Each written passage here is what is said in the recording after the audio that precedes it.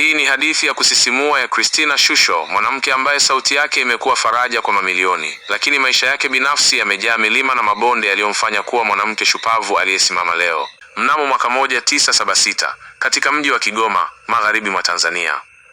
Alilelewa katika misingi ya Kikristo ya Katoliki, ambapo nidhamu, heshima na hofu ya Mungu vilikuwa dira ya maisha yake tangu utotoni.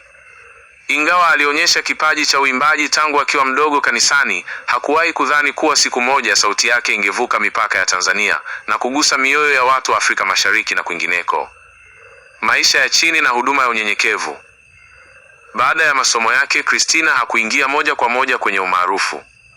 Alianza maisha kwa kufanya kazi za kawaida sana, akifanya kazi kama msafishaji, cleaner na mfagiaji wa viwanja vya kanisa.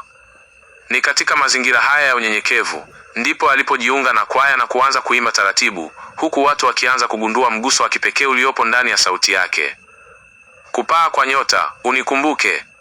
Mwaka 2003, Christina alitoa albamu yake ya kwanza, Kitu Gani Kinitenge na Upendo wa Bwana. Ingawa haikuwa na mafanikio makubwa sana, ilimpa ujasiri. Lakini albamu ya Unikumbuke ndiyo iliyokuwa mkombozi wake.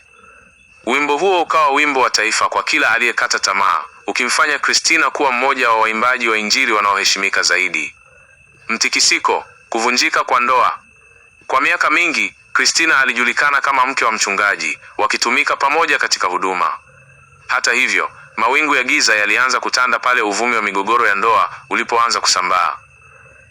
Christina, kwa utulivu na busara, alikuja kuthibitisha kuwa ameachana na mumewe. Alieleza kuwa kulikuwa na tofauti za kimtazamo na kipaumbele katika namna ya kuendesha huduma na maisha ya kiroho. Bado naamini katika taasisi ya ndoa na upendo wa kweli, alisema, akionyesha kuwa licha ya maumivu ya kutengana, hakuacha imani yake. Christina wa leo, uhuru na huduma. Leo hii, Christina Shusho amesimama kama msanii huru. Haitegemei lebo yoyote kubwa, anaendesha huduma zake mwenyewe, anaandika vitabu na kusaidia waimbaji chipukizi. Amekuwa kimbilio kwa watoto wa mitaani na wajane kupitia kanisa lake jijini Dar es Salaam. Hadithi yake inatufundisha kuwa unaweza kuanzia chini kabisa kama mfagiaji, ukapitia maumivu ya kuvunjika kwa ndoa, lakini bado ukaendelea kung'aa ikiwa utamtegemea Mungu na kubaki na moyo wa unyenyekevu.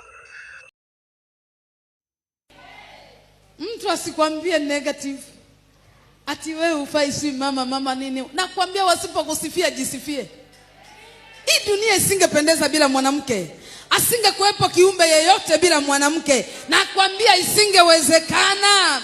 Kama mwanadamu asingekuwepo bila mwanamke, na mambo mengine yote yasingewezekana bila mwanamke. Biashara isingewezekana bila mwanamke. Uchumi usingefaa bila mwanamke. Ukitaka mambo yaongoke, lazima mwanamke ashike nafasi ya kwanza.